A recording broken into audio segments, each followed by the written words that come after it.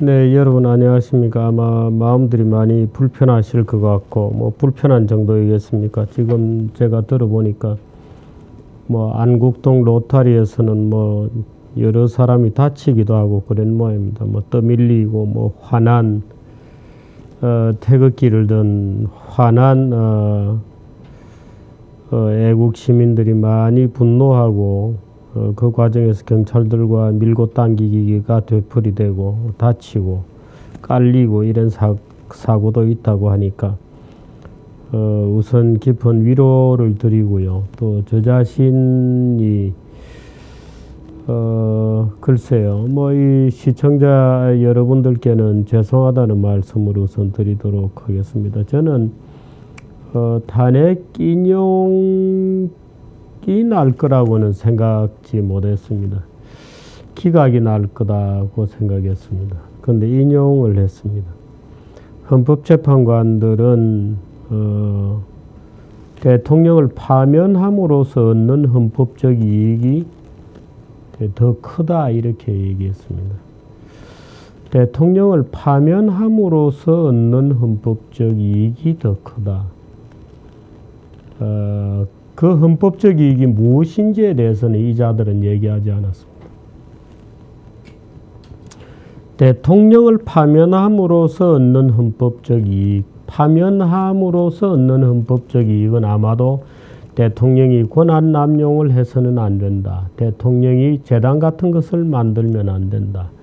대통령이 소위 비선을 두고 인사 추천을 받아서는 안 된다.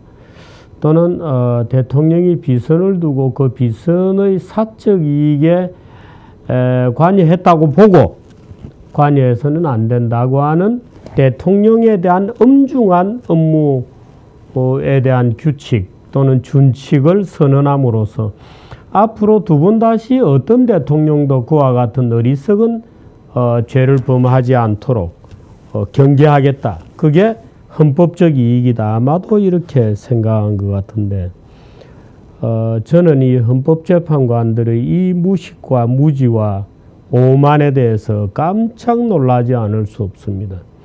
앞으로 어떤 헌법적 사건이 생길지에 대해서 아마도 오늘의 판결이 예를 들어서 우리가 살인죄를 징벌함으로써 살인이 줄어드는 효과가 있다든가 또는 대통령도 심지어 파면시킴으로써 대통령의 행동을 규율하는 헌법적 경험칙이 생길 거냐? 저는 반대로 봅니다. 오히려 탄핵이 제도화되는 후진국형 정치 무질서가 폭발할 것이라고 오히려 저는 생각합니다. 보수가치를 대변했던 어떻든 대통령이 탄핵됨으로써 소위 사회주의로 가는 문이 활짝 열릴 것이다. 대한민국의 안보가 위태로워지고 대한민국이 풍전등화의 정체불명적 이념에 포위된 끝에 대한민국의 운명이 이제 어디로 갈지 모르게 되는 헌법적 이익이라고 헌법재판관들은 얘기했습니다. 그게 더 크다.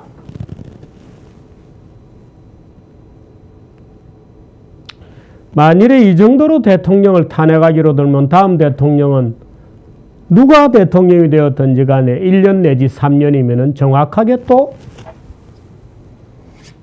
탄핵이 되풀이될 텐데 어떤 경우에도 대통령의 임기를 보장한 다른 헌법 조항은 어디로 갔어요?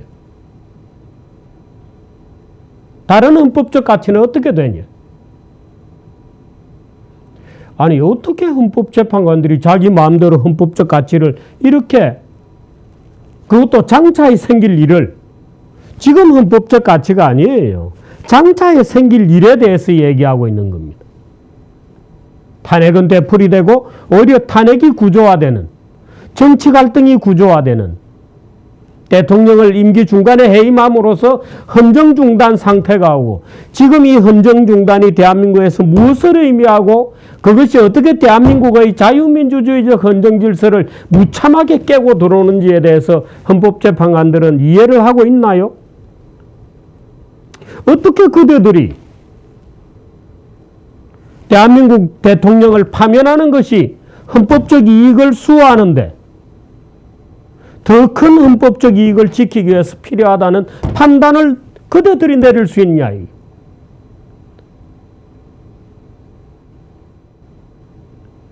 예를 들어서 플레이그라운드가 어떻다, 뭐 최순실에 대해서 대통령이 도와줬다. 대통령은 누누이 그건 사실이 아니다. 나는 최순실이가 회사를 만들어서 농단하고 있다는 사실을 몰랐다고 얘기했어요. 무슨 근거로 그렇게 판단을 했어요? 오늘 헌법재판소는 아주 싸구려 재판관 같은 판결을 했습니다. 이렇게 얘기했어요. 최순실의 국정농단 사태가 있었다고 보고 대통령이 그걸 도와줬다. 그런데 언론과 검찰에서 여러 차례, 검찰은 아니었어요. 그런데 검찰이라고 얘기했어요. 검찰은 아니에요. 언론이 몇 차례 문제를 제기했는데 대통령이 억지로 덮었다. 아닙니다. 그런 적 없습니다. 그건 정윤회 사건이에요. 그런데 정윤회 사건은 존재하지 않았어요. 3인방 사건이야. 3인방 사건도 존재하지 않았어. 최순실에 대해서 공개된 것은 작년이에요.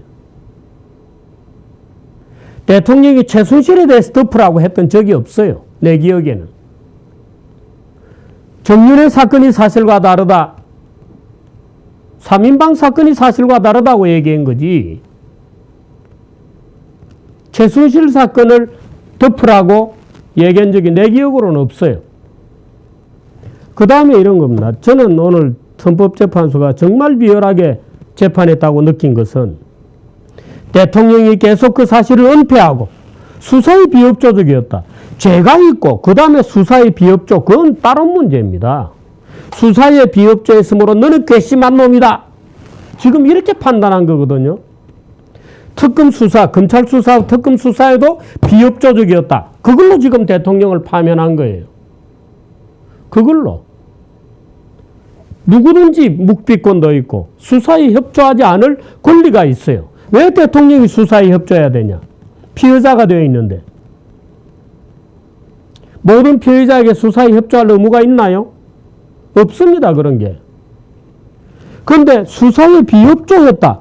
숨겼다. 무슨 사실을? 최순실이가 고영태하고 짜고 이런저런 회사를 만들었다. 오늘 고영태 얘기 한마디도 안 나왔어요. 근데 최순실과 고영태가 이런 회사를 만들어서 대통령을 속였다. 그 대통령이 몰랐다는 거 아니에요. 그런데 그걸 사실로 보고 은폐하고 검찰 수사에 비협조적이었다. 그러므로 탄핵한다는 거였거든. 아니, 수사에 비협조적이었다는 게 탄핵 사유가 되냐 이 말이에요. 그게 무슨 탄핵 사유가 돼요?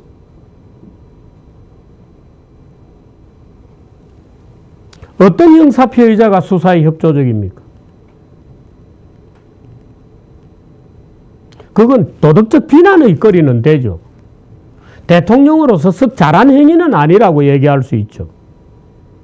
모범적 행위는 아니었어요. 그러나 그게 탄핵거리다. 수사에 비협조했다는 거 아니에요. 아니, 헌법재판소에서 어떻게 수사에 비협조했다는 얘기가 나오냐. 이 마녀사냥이거든. 제가 지난번에 마녀사냥 하지 마라는 글에서 이렇게 썼어요. 왜? 무슨 해가지고 조진다. 조져가지고 자백을 하면 그게 마녀의 증거가 되잖아요. 자백을 했다. 고문을 해서 자백을 하면 자백을 했으니까 마녀의 증거고, 고문을 해도 자백을 안 한다. 그러면 이거는 더 독한 마녀로 규정하고 죽이는 거예요. 지금 그 꼴이잖아요. 수사에 비협조했으니까 너는 탄핵된다? 아니, 어떻게 해서 헌법재판소가 수사에 비협조한 것이 탄핵 사유라고 지정을 하냐 이거예요. 너는 고문을 했는데도 자백을 안 했으므로 진짜 마녀다. 이거하고 똑같은 거 아니에요. 아니, 이게 돈 들여서 고시공부하고 헌법재판관까지 간 자들의 만장일치예요, 이게?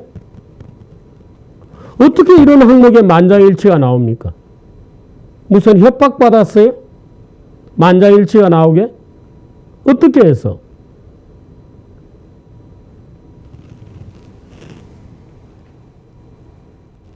기업 재산권을 침해했다? 누가? 박근혜 대통령이? 그럼 그 전자들은 이명박, 노무현, 뇌물 먹은 사람들까지 줄줄이 있잖아요. 뇌물 먹은 사람들까지. 북한에 돈 갖다 준 사람까지 있잖아. 나 기업들 돈으로. 그러면 박근혜 대통령이 왜 굳이 똑같은 행위를, 그것도 훨씬 적은 금액을 했는데 탄핵될 수밖에 없는지에 대한 설명이 있었어야 된다. 이거예요. 전직 대통령들 아무 죄도 없고 박근혜만 그런 죄를 지었나? 아니잖아요. 그렇다면 박근혜는 왜 훨씬 경미한 죄인데도 박근혜를 중벌로 다스릴 수밖에 없었는지에 대해서 설명이 있어야 된다. 설명 없었어요.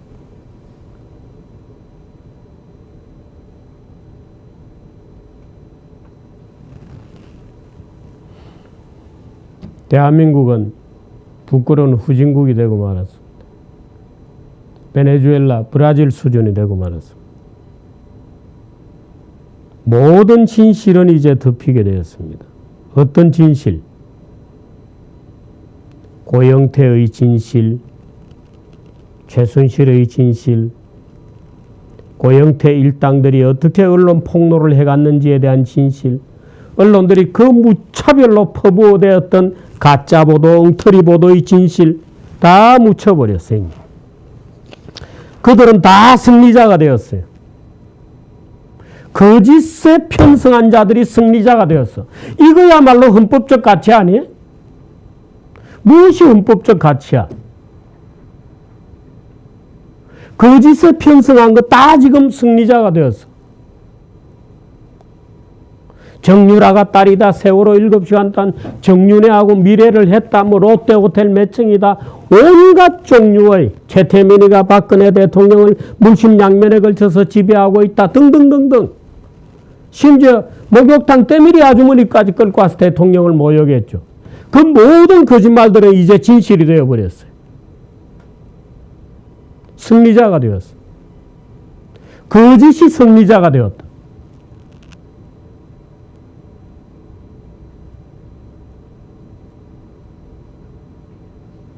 이런 헌법재판소가 있다는 것에 나는 모욕감을 느낍니다. 말할 수 없는 모욕감을 느꼈어요. 이정미 재판관이 읽어 내려가는데 나는 정말 모욕감을 느꼈어요. 헌법이 왜 있는지, 대통령 임기가 왜 있는지, 내란 외환의 죄를 제외하고는 대통령을 왜 탄핵할 수 없다고, 형사기소할 수 없다고 해놓았는지, 그 모든 헌법 조항들은 무시되었어요. 국회는 완전히 자기 독재기관으로 선언되었어요. 국회는 규칙을 어째도 좋다. 그건 국회 하기 나름이다. 국회 규칙을 이렇게 저라는 법이 없다. 그러므로 마음대로 해도 된다. 어디 그런 게 있어요? 오늘 대한민국 헌법재판소는 철저하게 국회의 신여가 되었음을 실토한 거예요. 국회는 아무렇게나 두드려도 그건 국회로서 끝이다? 누가 그래요? 사전에 토론을 안 해도 되고 개별 항목별로 투표를 안 하고 묶어서 찬반 투표를 해도 되고 그건 국회 하기 나름이다. 국회 밖 안에서 무슨 일이 일어나고 있는지는 그건 전적으로 국회 문제다. 누가 그래요?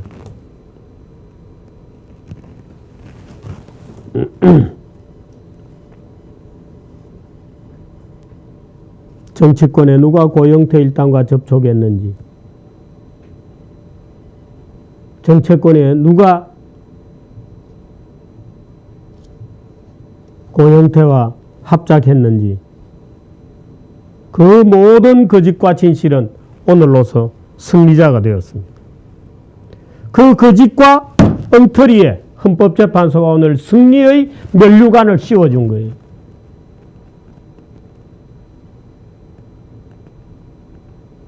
그래 놓고 일단 이런 과거의 일로 돌리고 넘어가자. 이 모든 거짓말은 다 과거의 일로 돌리고 넘어가자. 이게 오늘 헌법재판소의 결론입니다.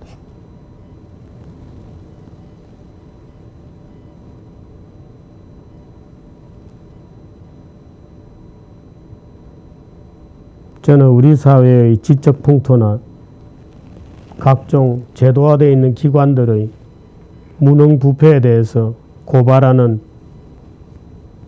얘기를 많이 해왔습니다만 오늘이야말로 고발하지 않을 수 없습니다. 오늘이야말로 고발하지 않을 수 없습니다.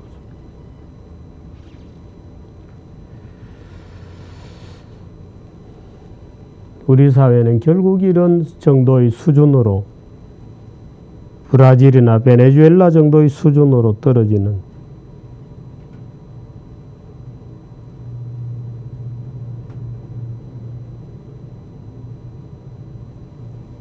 국가가 되었습니다. 거짓이 승리하고 조작이 승리하고 비열한 자들이 승리의 미소를 띠고 고영태라는 자가 박근혜 대통령을 탄핵하는, 헌법재판소가 그 수단으로 전락하는 고영태의 하수인이 되어버린 말할 수 없는 모욕감을 이빨을 드러내면서 이죽거리고 있을 걔들 생각하면 기가 막힌 거.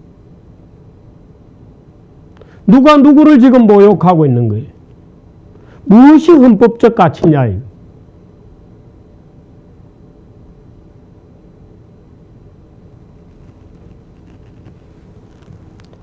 헌법재판소를 고발합니다.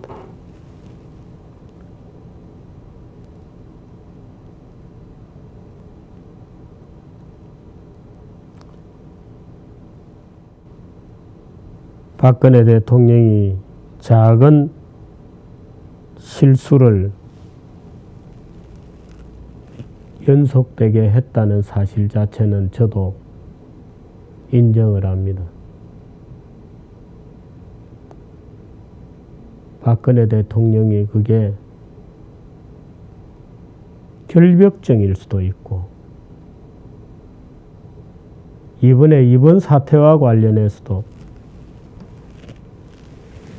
박근혜 대통령이 보였던 태도는 썩 그렇게 만족할 만한, 또는 정치적으로 결기를 보여주는 그런 선택이 아니었어요. 그래서 저도 많은 불만을 갖고 있습니다.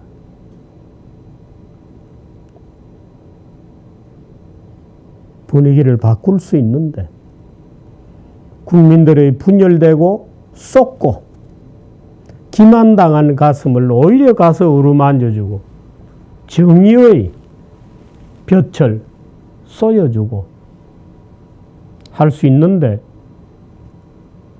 마치 숨어 있는 듯이 청와대에서 꼼짝을 하지 않고 있었습니다.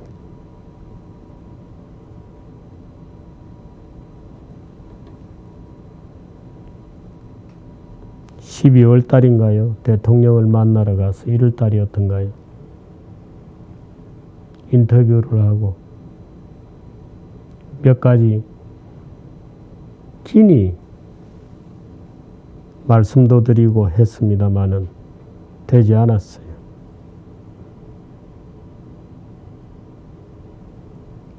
이 사태를 이겨낼 자는 박근혜 대통령 당신밖에 없습니다. 안 했어요.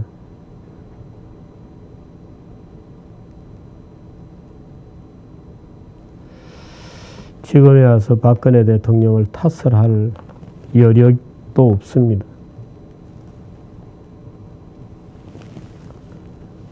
오늘 헌법재판소의 발표를 보고 느꼈던 무력감, 거짓이 진실을 압도하고 있는 이 대한민국의 실상, 그걸 보고 참담함을 금할 수가 없습니다.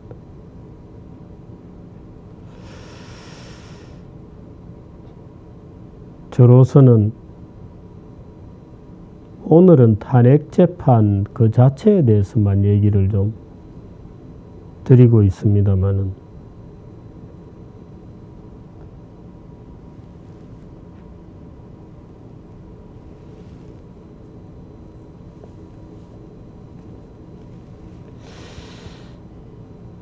제가 이 짓을 계속해야 하는지에 대해서도 고민을 하게 됩니다.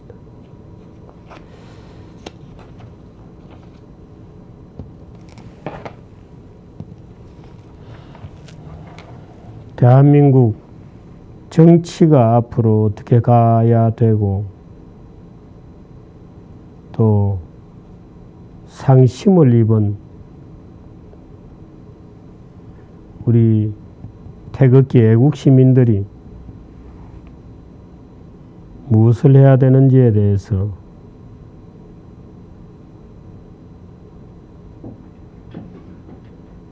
생각을 좀 해볼까 합니다. 아마도 촛불의 세력들은 박근혜 대통령을 구속하라 하고 나올 가능성도 있습니다. 선거 전략으로서 그렇게 가져갈 가능성도 있죠. 황교안도 직권남용이다 이렇게 몰아갈 수도 있습니다. 홍준표 성완종 뇌물사건 다시 보자 뭐 이렇게 공세를 펼 수도 있습니다. 우리나라 언론들은 지금 탄핵과 정권교체를 기정사실화하고 있기 때문에 대통령 후보를 보도하더라도 문재인, 안희정 뭐 이런 쪽만 보도를 합니다. 그래서 어떤 형태건 선거는 없다. 선거는 야당의 축제로 끝날 수도 있다는 걱정을 해봅니다. 야당으로서는 그것에 대한 강력한 유혹을 받을 수도 있습니다. 박근혜 구속으로 계속 한쪽에서 캠페인을 끌고 가면서 탄핵 심판은 끝났지만 정권에 대한 징벌, 법적인 무슨 말하자면 일종의 혁명위원회, 혁명검찰 같은 요구를 하면서 공포의 어떤 제압을 해나갈 유혹을 받을 가능성이 굉장히 저는 많이 있다고 봅니다.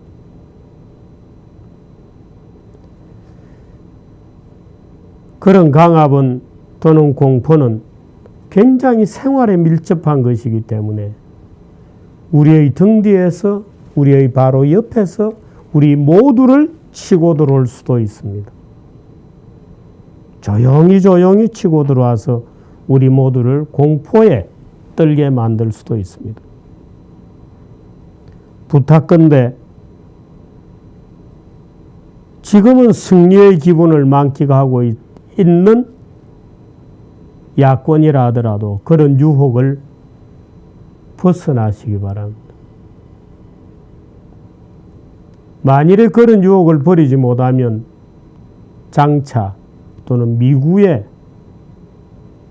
더 큰 쓰나미가 덮칠 수도 있습니다.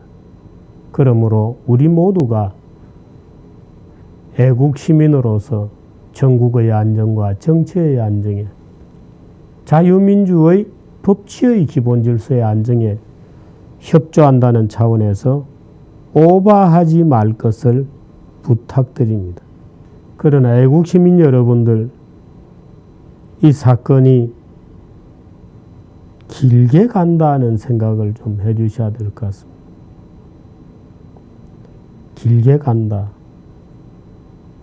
간단하게 한두 건의 사건으로 또는 박근혜 탄핵이 어떻든 기정사실화되면서 끝나는 것이 아니다 하는 생각도 깊이 해주시기 바랍니다. 오늘은 여기까지 말씀드리도록 하겠습니다. 고맙습니다.